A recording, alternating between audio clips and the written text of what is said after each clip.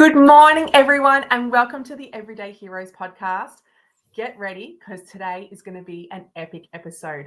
We have Alicia Cohen in the house. She is an author, she's a publisher, and she has, let me just show you, okay? This is going to be your Bible, okay? Let me just connect.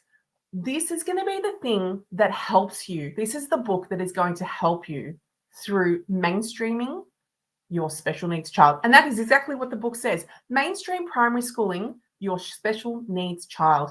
Now, I don't know about you, but I can safely say, and I was just saying this to Alicia before, I wish I had this book when my beautiful angel boy started school, because life would have been so much easier with so much less anxiety, less overwhelm, less fear, because I had the details here.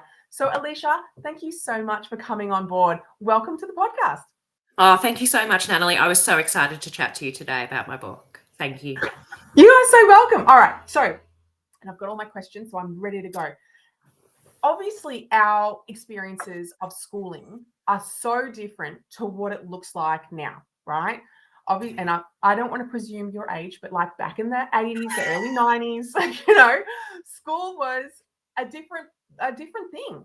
And I feel like there was, and maybe I'm wrong, but I feel like there was less bullying. I feel like there was no neurodivergence. Like I don't really remember any sort of neurodivergence on the scene during primary or secondary, and there was just less to worry about. How has your schooling experience really impacted your son's schooling experience, and now seeing it from an adult's point of view and also as a mum of a special needs child? Well, there's actually a bit of research into this as well that, as a parent, you do take a bit of your own personal experience of school into your own child's experience of school. So a lot of what you remember, especially when it comes to the primary years, because we do kind of not rose color tint primary years a little bit, but our own experiences, we do kind of most of the time look back on fondly and think it was a fantastic experience and stuff as well. So, when you do go to mainstream or when you do go to, do schooling for your child, you do obsess about schooling as well. And, especially us as Melburnians, I'll say, the first question you ask somebody else is, where did you go to school and stuff like that? And, so, as we are like indoctrinated to think about school and what we're going to do and where we're going to send our young person, where we potentially might put their name down or what zone we're in and stuff like that. But, when you actually have a diagnosis for your child, everything changes about schooling and your whole concept goes out the window, and it becomes a question of, could I do this schooling? Could I do this? Should I do this? What should we do as well?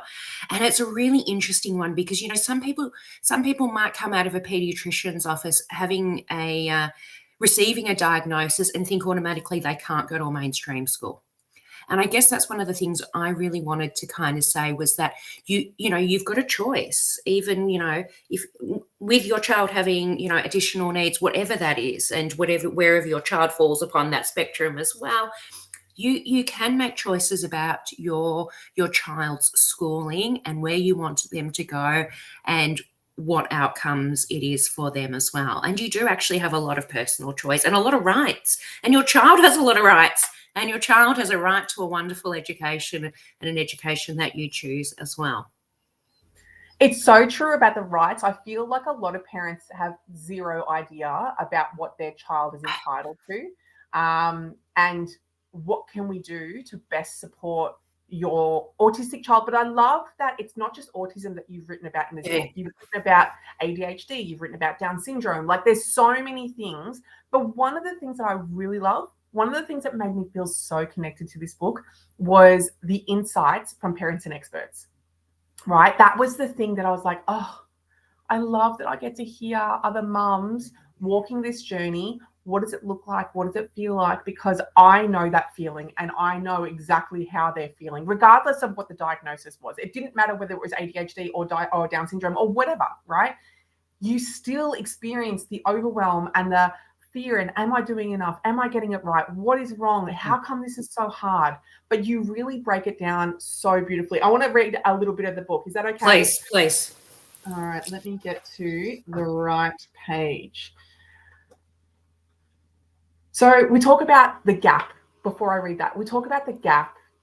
The gap. I hate the gap. I hate the gap. The gap that we're talking about is, at the beginning, it's a really small gap because all the children are learning. But then as your child grows, that gap gets bigger and bigger and bigger. And as we were just saying offline, that, you see all these children making these strides and your child isn't making these strides. And the tears, the overwhelm, the anger, the fear. So I want to read you this bit. The learning gap keeps me up at night.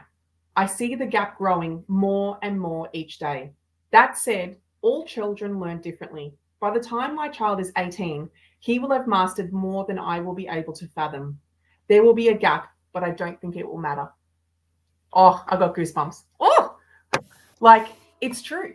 It is so true because the gap is so different. I don't compare Jenny the hairdresser to Bobby the architect. I don't say, well, geez, Jenny, you didn't really get a high TER or an ATAR, but, Bobby was like 99.9, because no one cares once you're in the workplace. No one's asking you what was your schooling like, and did you get the highest TER? So I love that you pointed that out. And I want you to do you have any comments to that? I think it is one of the big things, the learning gap, and I say about it keeping me up at night. And I think it's a really interesting thing. And the learning gap has also taught me a lot about patience and a lot about understanding as well, because it's quite hard. We see a lot of regressions, and sometimes you got to think in yourself. Sometimes we've got to take a step backwards to take a step forwards and stuff like that. So something that's happening in our household at the moment, or in our household and school at the moment, is Remy is non-speaking, autistic, level 3. He does have a device. It's a bit mixed, but he's just started grunting and squealing. And so it's really hard because we don't want to encourage sounds, noises, and him finding his voice, because it's really important for him to find his voice. But some of the other stuff that goes along with it, it's like, oh my God, I was in the shower and he was having a shower and he squealed, and I actually thought he'd burst my eardrums. And I was like, and so there's some of that. And I think, here we are, we're in the middle of a phase, as I keep saying. And, are we in a regression? Yes, we've got a behavioral problem as well that we need to fix we're sorting out. But I think, we need to see things differently, and it makes me look at learning differently. And I'm like, well, actually, he is learning things. There's other things going on at the same time that this squealing's going on. He's actually starting to sing songs, oh my God, and getting the rhythm of music. And so I guess, all of this and the learning gap and everything, it makes me slow down and appreciate what we do see, what we can, what I can see. Because, there's a lot going on as well. It must be the same with your angel boy as well, that there's a lot going on and we don't see it. And, I think we're so obsessed sometimes, and the school's so obsessed with milestones, and we become as parents obsessed with milestones. And that's what we see on Instagram and stuff like that as well. But, they will... I look at my young person some days in absolute amazement and think, oh my God, you didn't have this skill 4 years ago when we were trying to teach you this skill, but here you are now at 9 and you've got this skill, and isn't it wonderful you're doing it now? I love that, because they are learning, and learning doesn't always happen in the classroom. I can tell you that right now. As a homeschooling parent, sure it does. My son knows how to load up the washing machine and put the liquid in and wash the clothes, right? This is part of living. This is part of life. Yeah. And you're right. And this is right. And it's also having some of that long-term plan. So, that I try and say, well, let's have a long-term plan. What does he actually need to know at 18? And, I think, a lot of the research I read also is, well, we can do more cooking, because cooking is maths and literacy and combines so many things. And, even the rote learning element that autistic young people need in learning as well can be done through cooking and stuff like that. So it is about thinking differently. And, myself having my own concept of learning challenged quite a bit as well. And, wanting to make things into experiences and always grabbing the Coles catalogue because, hey, it's maths. It's true. We bake once a week over here, and it's so important because I will even get him to the point where he's reading the instructions, right? So like that's literacy. We're reading what needs to happen. 100% it is. Yeah. Yeah. And executive Yeah. functioning too, like what has to happen next. Yes, and the holding the ball and all this kind of stuff as well. Can I also say, can we just loop back just a second and say, I also got so much joy out of talking to people when I wrote this book. So, I wrote the base of this book in a fairly kind of, solid period, over a period of 10 days. I was, I just had the spirit that I just had to get all of this out on paper. And then, a month later, when I kind of came back and was like redrafting, that's when I went out and started collecting the stories. And actually, I also learned and developed so much through this process because I was able to reach out to people like you. And for those who don't know, Natalie has a story in this book as well, and it is like the most beautiful story. She read it at the launch, and so many people commented on how amazing it was here to hear Natalie's story as well. But yeah, it was a chance actually for me to go and learn more as well, because we're always we're always learning. You just said that, and for me, then I got to learn more about. I came into being a mother of an autistic child, kind of like you. I didn't know much, but I really didn't know much. I had to read, I had to learn and stuff like that. So this was actually a real interesting time to learn more. I mean, one of the interesting things I really dived into was like friendship. And I know friendship's always an interesting topic, and I know you talk about it as well. But, really looking at kind of how friendship changes. And I got the opportunity to speak to like Andrew Fuller and to other parents of, boys in particular. Girls have other friendship things, but, especially, the difference between girls and boys and friendships and stuff like that. And, it even gave me some self-comfort to sleep a little bit more at night, because people kept on saying, well, kind of year 3, year 4 friendships change, and then the interests get stronger over, 5 and 6, and we find out people.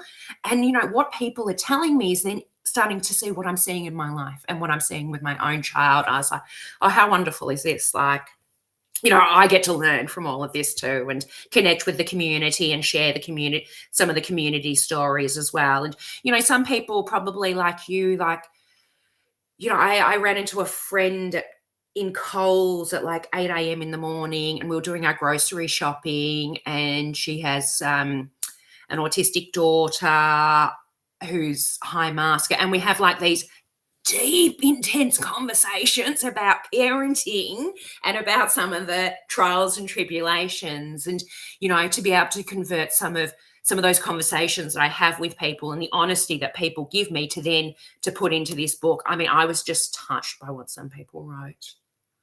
It was beautiful. It was so heartwarming, and look, you just got to go get the book. Just go get the book.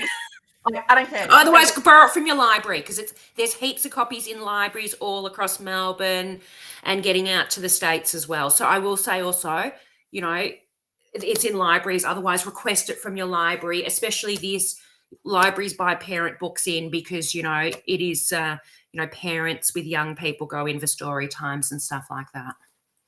No, I love that. Okay. So we know the process of going into mainstream with a special needs child can feel really overwhelming, daunting, scary, like all the things, feeling all the things. What strengths do you think that you uncovered that you think that you didn't have before, or you thought you didn't realize how strong you could be or how well organized you could be in order to undertake this next chapter? I never saw myself as an advocate, really. Really? Yeah. And I don't want to say I'm a reluctant advocate. And like, I just like, I don't even like, I just see that this is what I have to do. Like, I just got to sort it out. And this is, the process and stuff like that. So, I have been a bit of a reluctant advocate over the years. And I guess, this has been my first really formal sense of advocacy, to some extent as well. And I read a piece like a couple of years ago, and the piece is actually in the book as well, about the difficult parent. And I spent like 6 months trying to find the author of this piece at the start of this year to get permission to repurpose her piece. And her piece like has stuck in my mind. And she talks, so this is a woman called Judith Hooper, and it's even on like YouTube, this famous kind of talk about the difficult parent and stuff like that. And I remember reading it, and it just stuck with me. And it stuck with me about having to have to, put things behind you, put everything kind of about you, in the backs, and how you have to do this. This is, your not your moral obligation, but yeah. And it has stuck with me forever. Being the difficult parent and why we do it and why we have to do it. And, it's not the sense of being that difficult parent, but it's about asking those questions, making those suggestions and stuff like that as well. And so, okay, so here's an example for you, Natalie. And this is what I talk about the difficult parent. And this is about, so at the start of the school year, my son needs to, the day before school starts, go in and meet the teacher. And he needs to go into the classroom. We need 15 minutes with the teacher the day before school starts. So this is the day they're setting up the classrooms, they're doing PD, stuff like that as well. There is one day before school starts at a public school. And my son needs to do it. So this, logistically, this is quite hard. So we've got to make sure it's discussed the year before. We've got to make sure, I potentially have the teacher's, private email address or mobile number to ask, because they're not even open to emails this day. And I'm saying, can you come in and see us? And then that day I bring in so we make it happen. But, this is something you really have to ask. This makes the whole world of difference to my son. He gets 15 minutes. We go and play in the playground as well. We've also the weekend before played in the school ground, just asked with a basketball and had a play on the equipment. So, this is all part of the preparation. But I have to be that difficult parent. I'm on day one of coming back to school and I'm bringing in my kid. Sorry, you've got other things on, but that is part of being a difficult parent. And I turn up normally with a photo book because photos are really good for Remy. So we normally do a photo book. We do about me page if it's a new teacher as well. Normally the teacher is actually very generous with their time and gives us like 15 minutes, half an hour.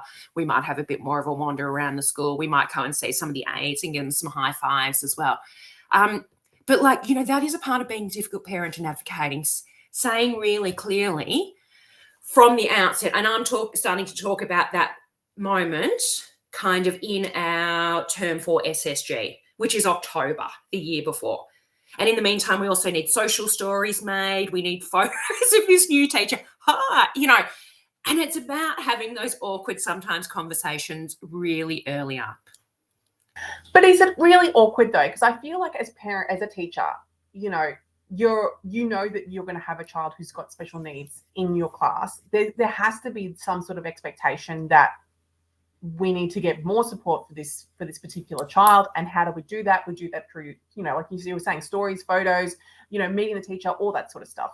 So yeah, I totally understand that. And I agree, but teachers are busy. Teachers, I will say teachers are busy, and they've got anywhere between 18 and maybe 24, 26 kids in class. And, here I am saying, I want you to pay special attention to my kid because he needs it, and he does need it. And, we have support, we're funded, all that other stuff that comes with some of this story and stuff like that as well. But here I am still saying, here, we need to focus on, that kind of thing as well. I think, yes, teachers should, but, sometimes you get a teacher who's like, not to be rude, a grad teacher. And, they might be 2-3 years. They don't have the experience like other teachers do as well. But then also, to some extent, some of the more senior teachers who are more like, I don't want to be mean to say, but some of the more senior teachers are less also understanding about neurodiversity as well. So, and to some extent, part of my role of advocacy is also to be clear, because, realistically, you and I going to talk to a teacher about will be two very different stories, even though I have a feeling our children might have somewhat similar diagnosis, how it actually plays out in a classroom, Natalie, is also going to be very different. Very different. Remy's got a device. We've got some sensory issues. We've got some deep pressure things. Yeah, we've got to have a special chair. We've got a special spot. Like all the things, right? Because that's what your child needs in order to learn and to be at the same place where he can get to learning, right? Because we've got to meet those needs before we can even think about learning. And that's where not all teachers understand that. Like, you've got to put in the extra bits so that they can sit down. And fill in the gaps. I want them to I want it to be easy and enjoyable. And I kind of think if I can fill in the gaps, I actually want to make it like it's a joy to have my child in the classroom. And it is. It is. We want it to be a joy. We want it to be wonderful. We want it to be a wonderful experience for everyone. So it's, how can I set this up? How can I give you enough information also that, you're set up to succeed as the teacher as well? Because I really want the teacher to succeed. I want, Remy to succeed under them as well. Absolutely. All right, I'm going to read another part from the book. This is the book you need. Okay.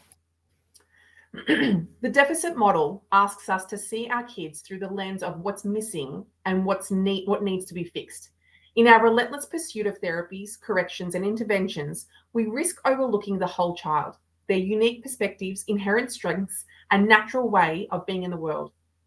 When we fund based on deficits rather than celebrating capabilities, we perpetuate a system that measures human worth by proximity to arbitrary normal. Perhaps the greatest shift we can make is not in our children, but in ourselves.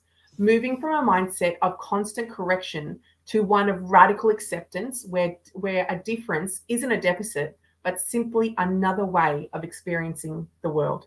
Can you stop giving me like the heebie-jeebies? Because every time I read a quote out of this, I'm like, it is exactly that. Because how many times have we been to an NDIS meeting, or how many times have we sat down with a teacher and gone, these are all the things that my child can't do. I'm sick of talking about what my child can't do. You know what? My kid can rock climb blindfolded. My kid can go on a 20K bike ride. My kid can do blah, blah, blah. I'm a bit done with the negative. I couldn't agree more. When is it going to end? And how do we move that into a more positive based fund or structure? Yeah. I think there is something in this strength-based approach as well.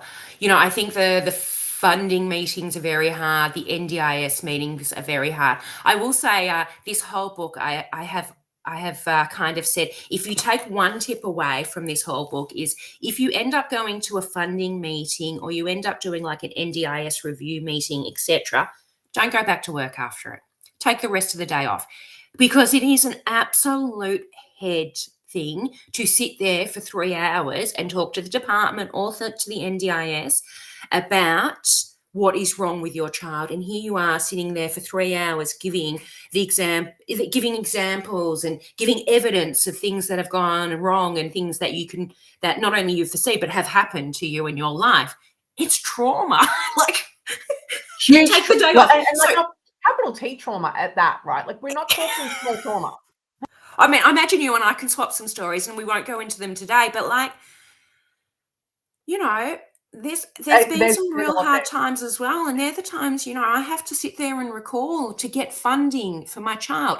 So other than those 2 or 3 times when you have to do that, I guess, I really take the approach of trying to lead, especially the conversation I have in SSG. So like, for example, if you're in SSG and you're going to talk about your child, etc., I lead it by talking about strengths. I talk about how recently we have nailed toilet training, not completely independent, but like, this is life-changing for my household, for myself, and most of all for my child. Like, not complete independence. We're still working on some of the finer details. Okay. And that's all right. You probably know, there's quite a few people in the audience who probably know exactly what I'm talking about.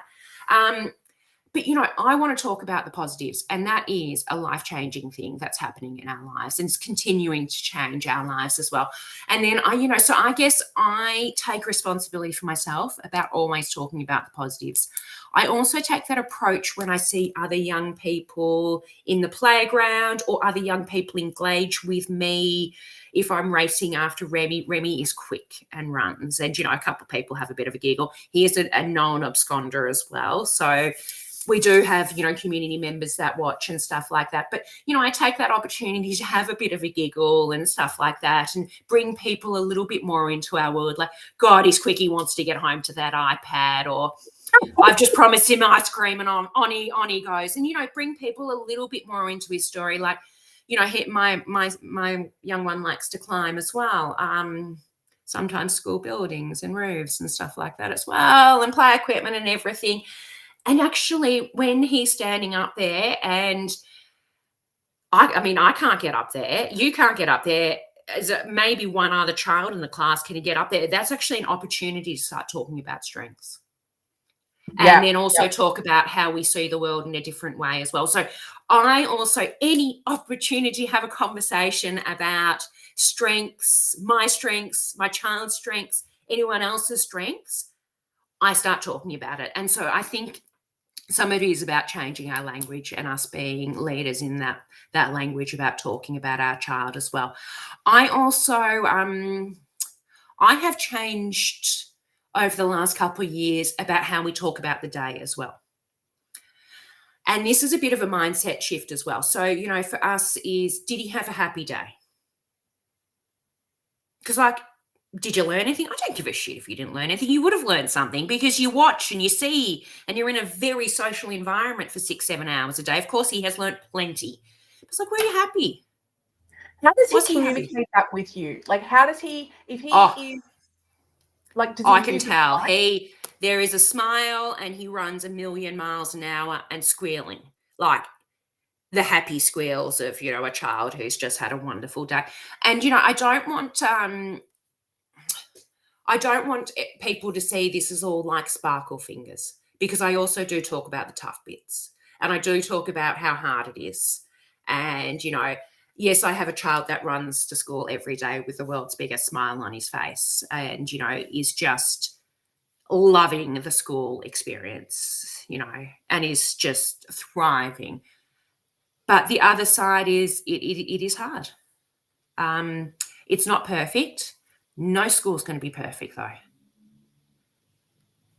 Yeah, I agree. I can definitely attest to that.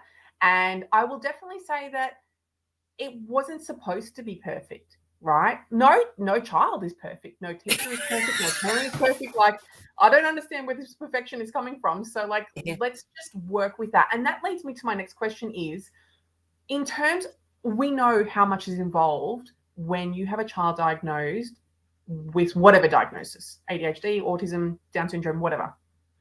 The amount of people, the sheer amount of people that need to come on and form your team, right? And then how do you then take that team and then put them in school? And what do you need to do in order to get everyone on the page? Because I've heard from so many parents that you go to speech and OT and they're working on specific goals. And then you go to school and they're working on separate goals again. And no one is really aligning to what's going on. And then there are schools, some schools, not all, but some schools don't want allied health coming on the grounds for whatever reason, right? And so then how do you then best support it so that these two worlds can merge and that you can feel like your child is supported from all avenues? What does that look like? Hard work, but it is so important. So, when I say hard work, it's about ensuring that everyone is there at the SSG, and trying to get the school to organise the SSG in time so we can get it to everyone's diaries. When you have everyone in the room, that's when the magic happens, because you all can start talking those goals as well. And I talk about goals quite a bit in the book as well, because you're right, there is lots of different goals and stuff like that. But at the end of the day, Natalie, the honest truth is you and I need to be on top of all of this. And And I am. And you and I just seem to do it and stuff like that. And you're right. Every term I've got to meet with the speechy to talk about our speech goals. I've got to meet with the OT to talk about our OT goals. I need to meet with the school in regards to the SSG. We need to review the IEP. And that's just to start, let alone if there's any behavioural issues, any major excursions coming up. And that's just kind of like the paperwork kind of thing as well.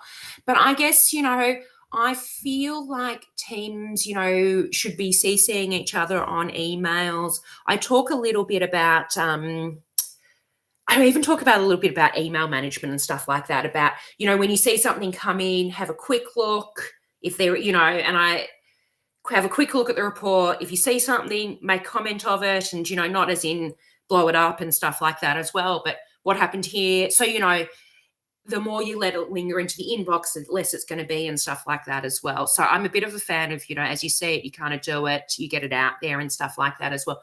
But make no pretense.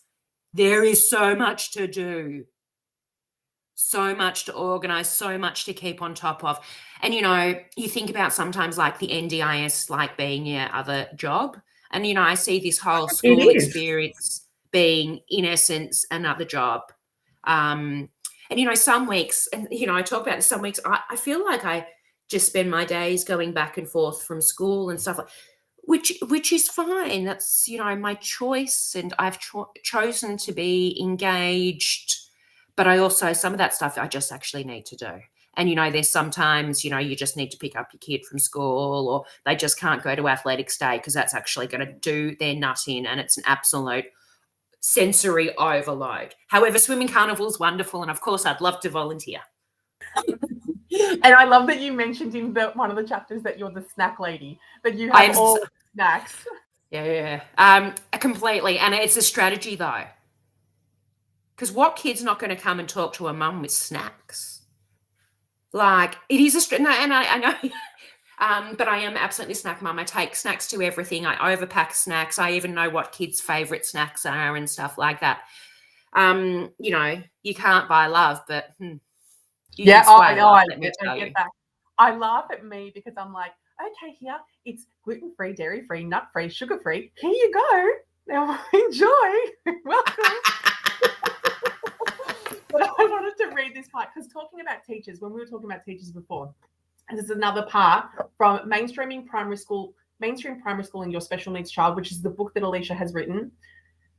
The right teacher will change your special needs child. The right teacher will help them progress and develop. The right teacher will use the school supports to support your child. And I can tell you right now, my son's prep school teacher, mind you, he was at a special needs school at that point in time.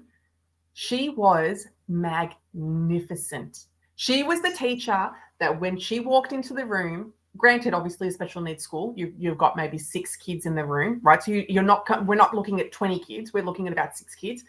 She walked into that room and she could look at those 6 kids and know instantly who's regulated, who's dysregulated, who needs to go for a run, who needs some quiet time, what needs to happen. She was like, if I could bottle that up and give it to every single teacher. And that's why academics, yes, but being able to read cues from children. And I highly recommend, I wish every teacher would go back to, I think her name is Vanessa Van Edwards. She talks all about cues and like how, and more in adults than children, but why we're doing, like being able to read between the lines, like looking at what's going on, because you're not going to have a communications diary for every single child, nor are you going to have time to read them, even if they did. So being able to look at how a child is presenting, and then being able to innately know how you're going to show up. And again, I teach one child. I do not teach 20 to 30 children. So this might be a little bit more difficult than that. But being able to show up is so important. Teachers are amazing. I really do believe that. And most teachers, in my opinion, it's an absolute calling to them, and they want to make a difference, and they want to be, they're not out there to get your child or out there not to support. It's because they don't know how to support, or they haven't had enough training in this, or they don't know how to communicate with parents, or you properly, that kind of thing as well. I've only had incredible experiences and, people touching and changing our lives and our child's life as well. And I would like to say also, they not only change Remy, my child's life, they do genuinely change my life as well.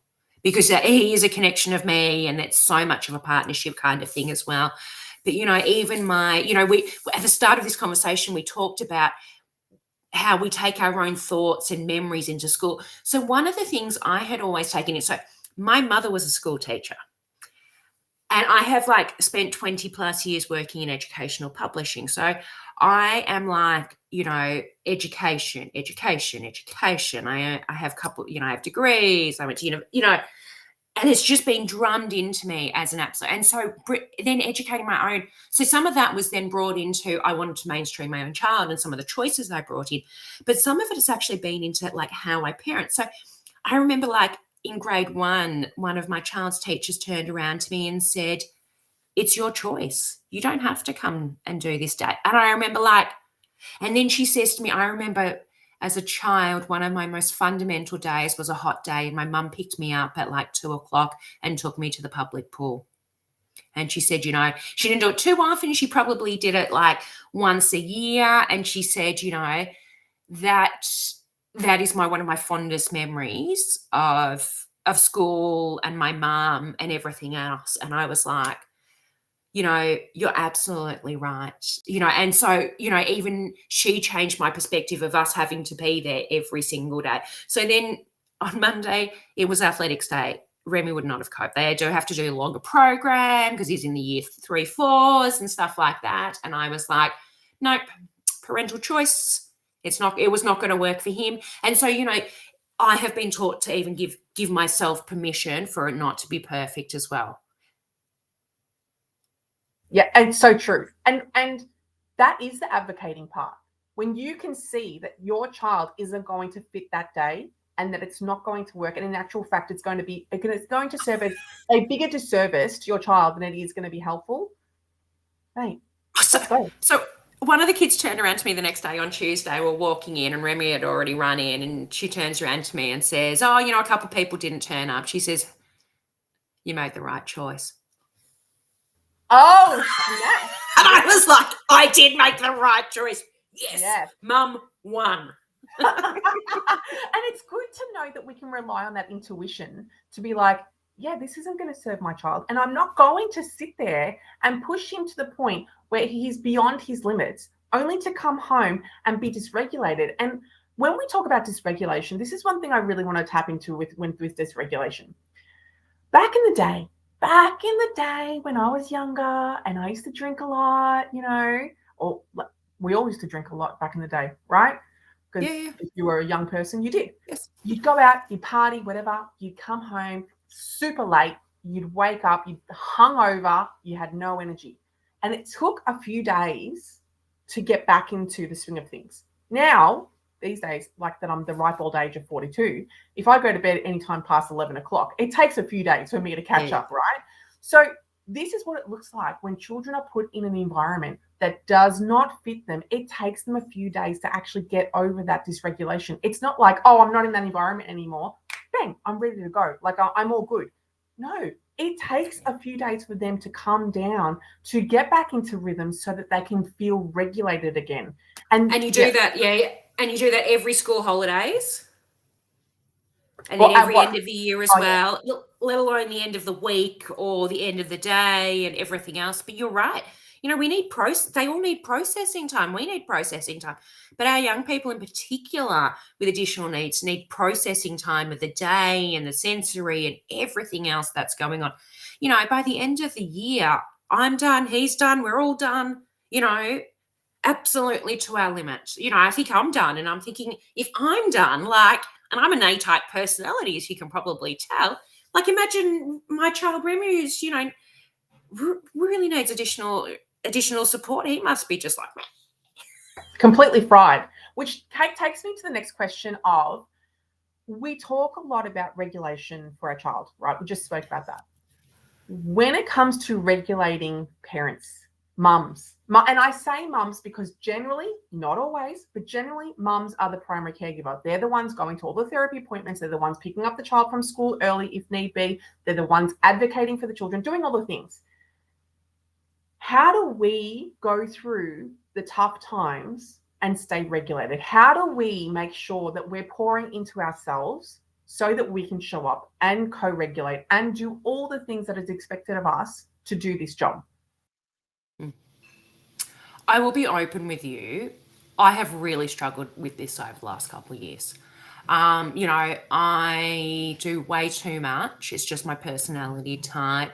I don't sleep well. Half of it is because Remy's not a great sleeper either. And over the years, he's had a sleep issue. But I also, the brain don't stop, as you would know as well. And so, I think,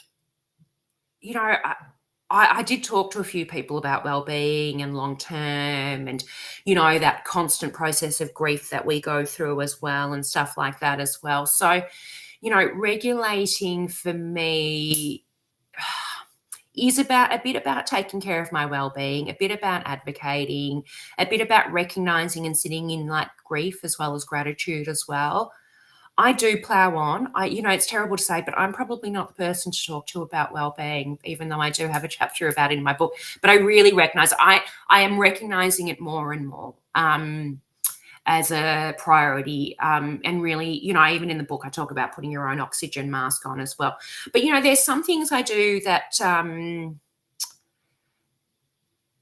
there is going to be some shit days. Sorry. There's going to be some terrible days. And there's going to be some days when you're going to get called into that office and have to sit there and talk about behavioural issues, or you're going to have to sit there and talk about the fact that they lost your kid and you went for a walkabouts and stuff like that.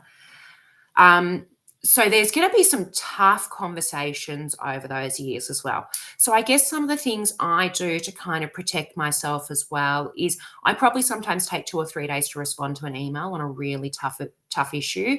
I let it process in my head. I'm not a huge talker. That's why I wrote a book. I wrote the book as, therapy for myself, even though I love chatting like one-on-one with you, Natalie. I'm not about to go and I might mention it to my mum. My husband and I will probably talk it out a little bit as well.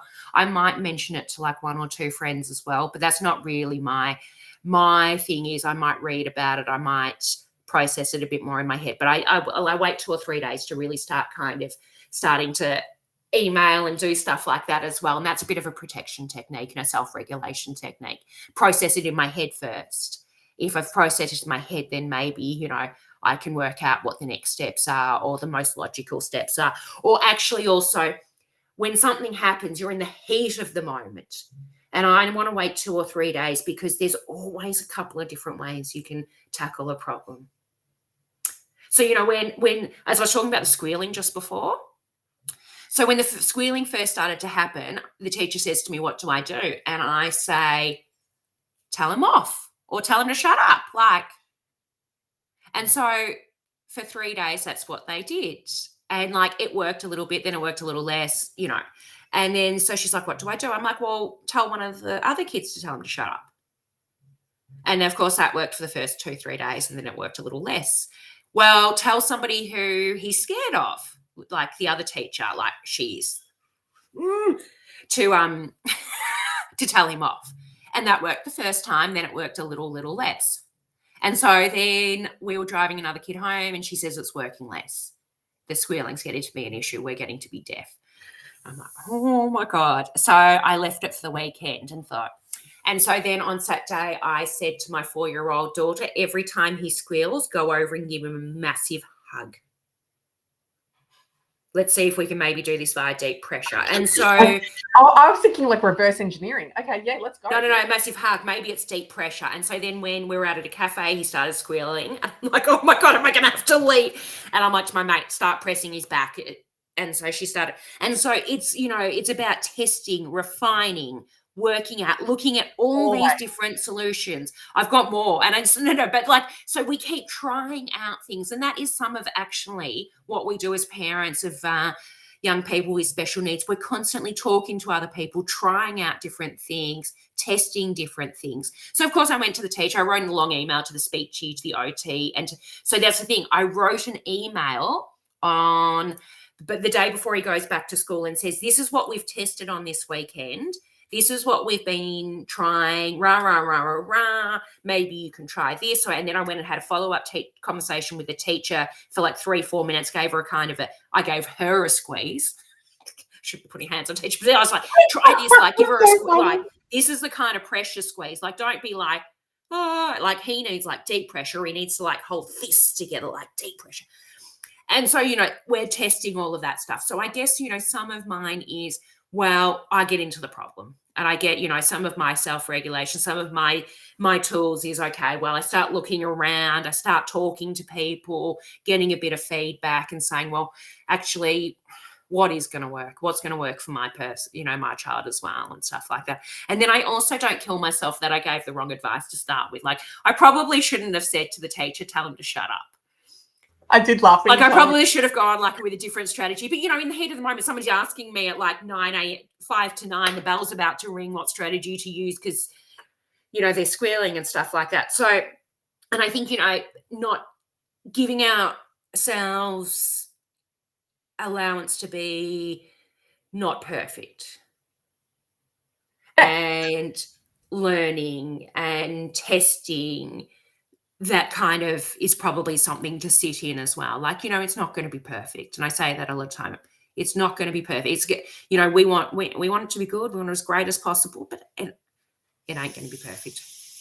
And a perfect example of that, right, is you guys, like, okay, women everywhere. How many times have we tested and measured what it looks like to lose weight?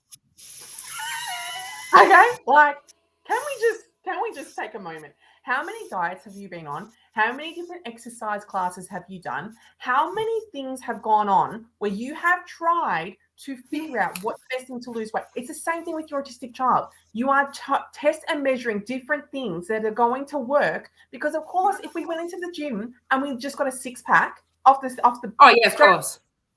Well, obviously, we'd all be supermodels, but we're not. So, like, let's just give ourselves some grace. I'm going to read another part on page 129, talking about the chapter of you. The journey of parenting a child with additional needs while navigating mainstream education is demanding in ways that others may never fully understand. It requires emotional resilience, physical stamina, and mental fortitude that you might not have known you possessed before beginning this path. Some days you feel like a superhero, successfully juggling all the moving parts of your child's complex life.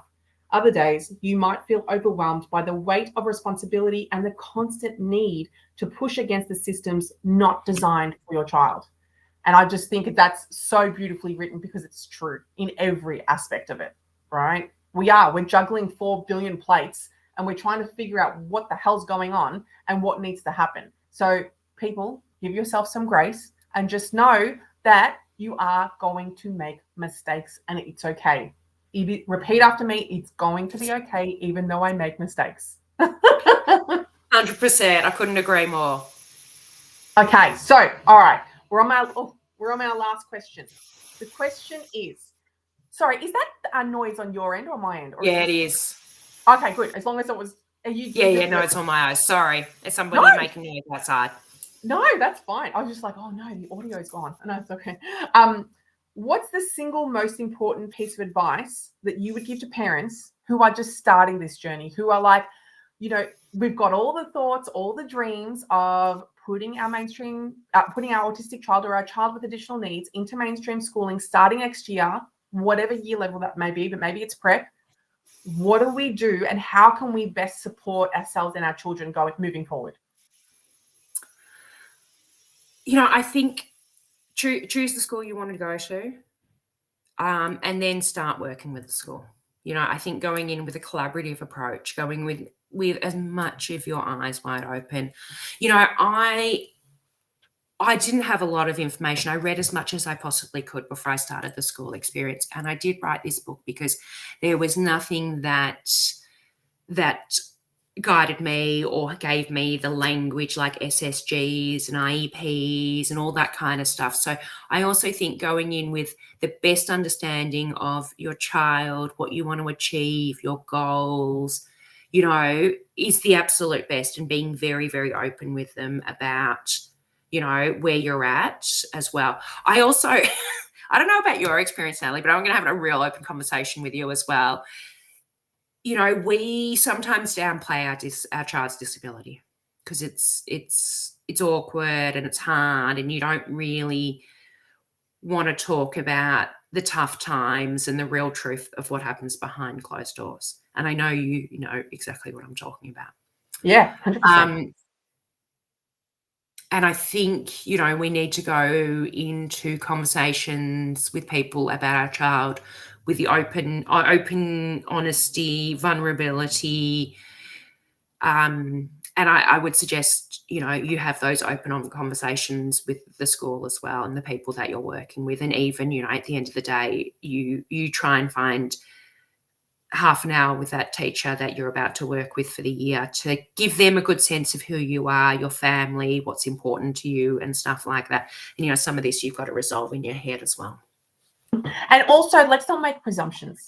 Let's not presume that they know what is going on for your child. They have not lived your experience. They don't know what's coming up. They probably don't have a child with additional needs, so they have no idea what the journey is. So let's really, I think honesty plays such a big role in what we can offer these teachers and what's going to work. And again, we're not always going to get it right, but that's okay. All right, last piece from the book. It's on page 142.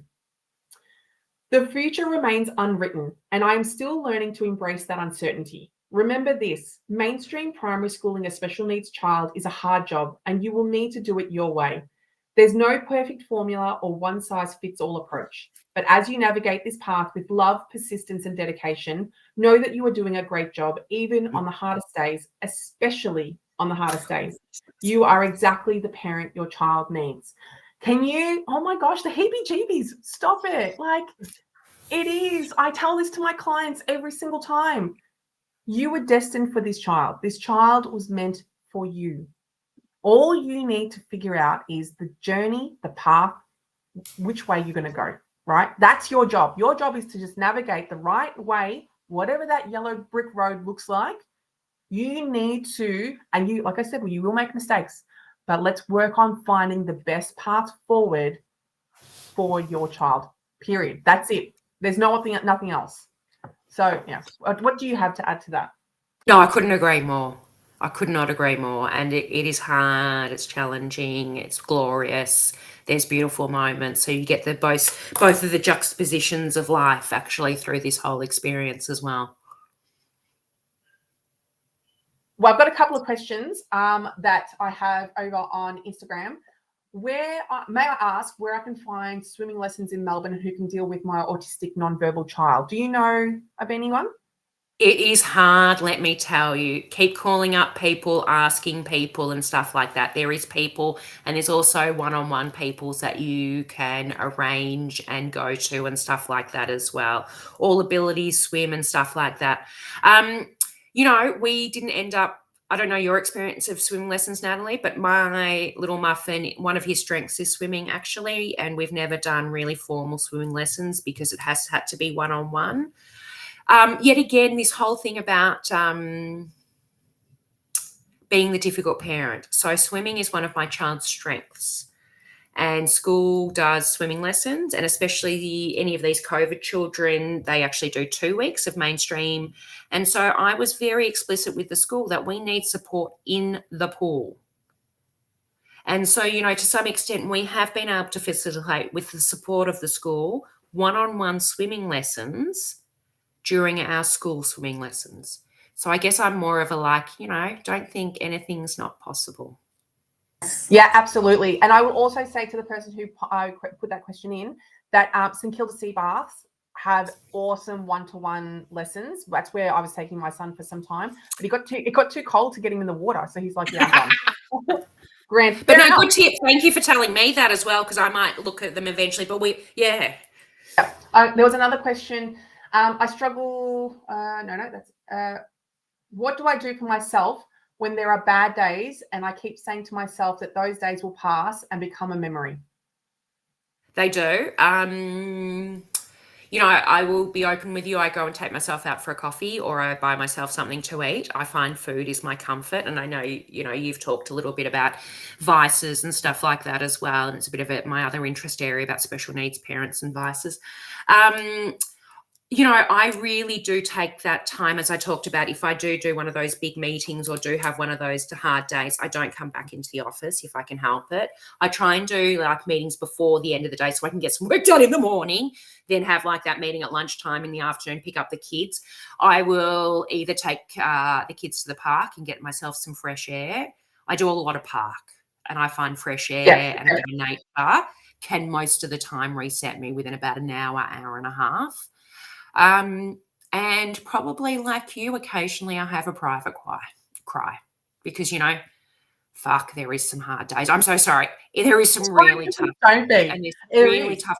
And, sometimes you are not ambushed, and I don't want to say ambush, but sometimes like by the time I've dropped off 2 kids. I've got a 4.5-year-old that goes to kinder. I've got Remy who's got to go to school.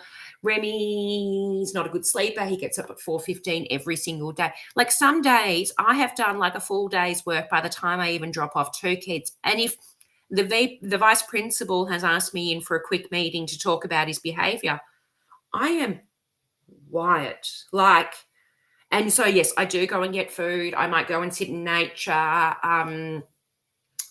I have been known once or twice to go and have a coffee and a cigarette just because that's an old vice I just needed to. So, you do you as well, if you know what I mean. 100%. And for us, it's definitely the hikes.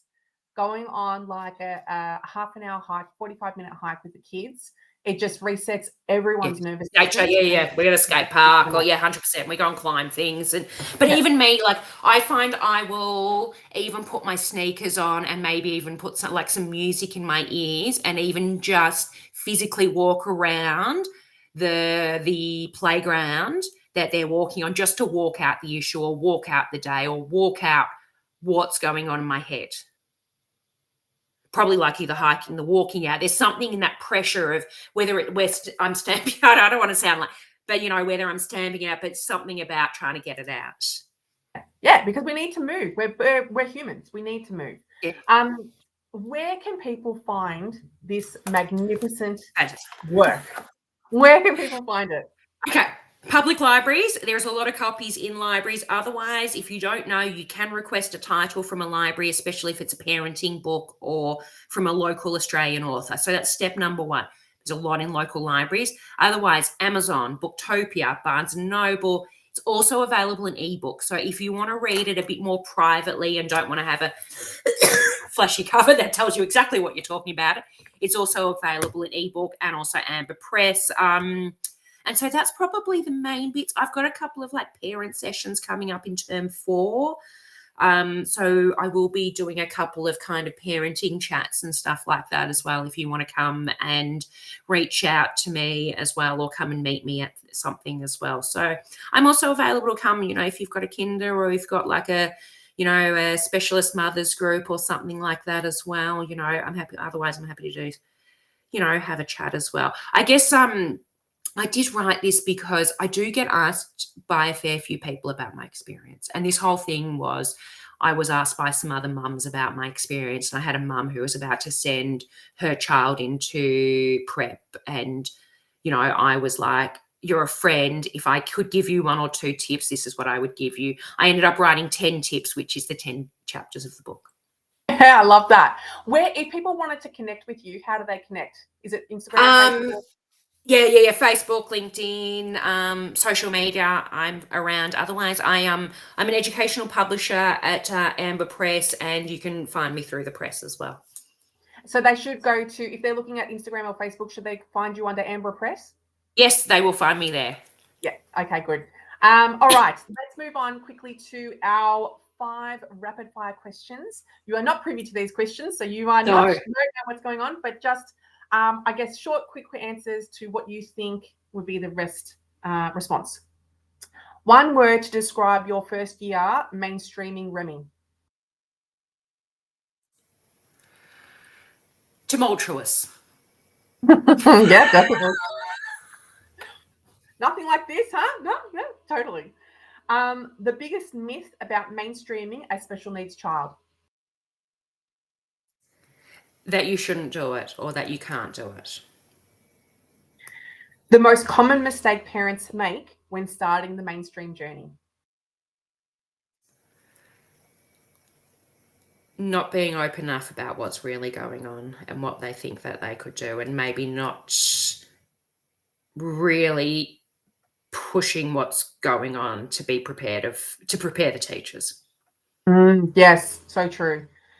What's your non-negotiable resource during the process? My non-negotiable resource.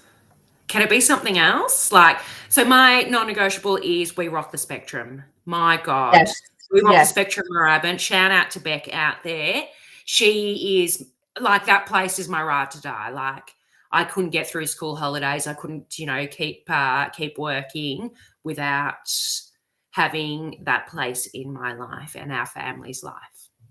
It is the best. And if anyone listening, if you haven't been to We Rock the Spectrum at any of the locations, but Moorabbin is amazing, please do yourself a favor and take your neurodivergent child there because it is wicked. It is so good. One piece of advice you'd put on a billboard for all parents of special needs kids. I'll repeat the comment. They repeat exactly what I've said is take the rest of the afternoon off after having one of those tough meetings, whether it's an NDIS meeting, a funding meeting, or even even parent-teacher interviews.